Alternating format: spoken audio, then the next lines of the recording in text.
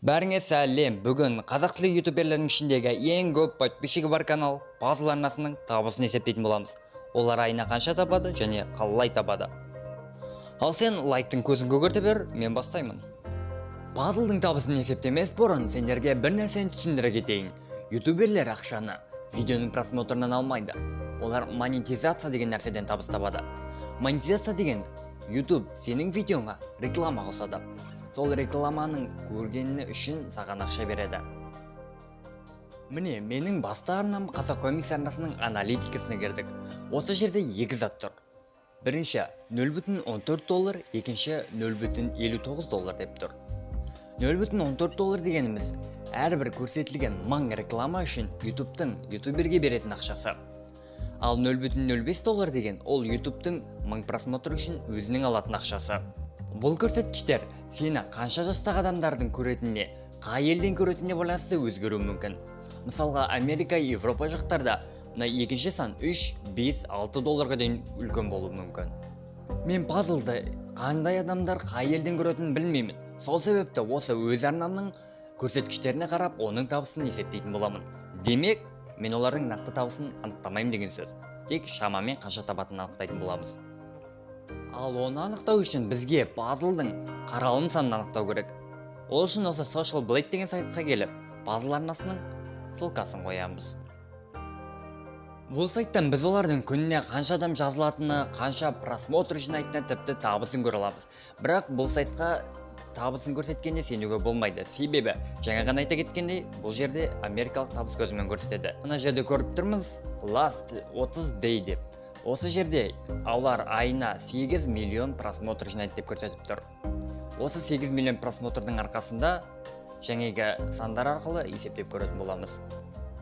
Ол үшін мінекей калькуляторға келдік. Калькуляторға келген соң 1000 просмотр үшін YouTube $0.14 береді деді. Алдымен бір просмотр үшін қанша беретінін есептейміз. 0.14 бөлеміз 1000-ға. Сол кезде бір просмотрға қанша беретінін шығады. Міне, бір просмотр осындай сан береді. Оны пазлдың 8 миллионына көбейтеміз. 8 миллионына көбейткенде $1212 шықты. Сонымен мінекей $1120 табады деп шығып тұр. Бірақ бұл қате. Себебі олардың жай просмотры 8 миллион, ал рекламалық просмотры қанша екенін белгісіз. Шамамен олар бүкіл просмотрдың 20% болып келеді. Сол себепті қайтадан басынан бастаймыз. Бірақ алдымен 8 миллионның 20%-ын тауып аламыз.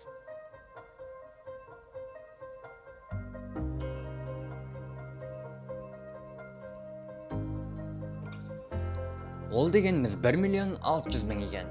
Енді осыны бағанағы көрсеткіштерге көбейтетін боламыз.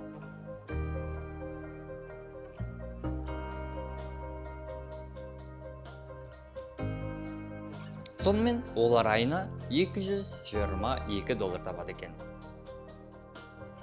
Қазір доллар 420 теңге.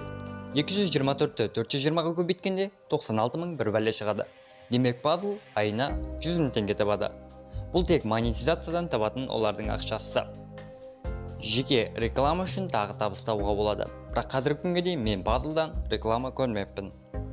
Егер олар кәдімгі реклама жасайтын болса, шамамен 200.000 теңге тұрушы еді. Сонымен пазлдың табысы монетизациядан 100.000 теңге, ал егер реклама істесе 200.000 теңге болушы еді. Бірақ әрине бұл нақты сума емес. Және де ай сайында өзгере беруі мүмкін. Просмотр көп болса, табыс та көп. Қазақ ютубының королі сонымен айына 100.000 теңге ғана табады. Өз басым олай ойламаппын.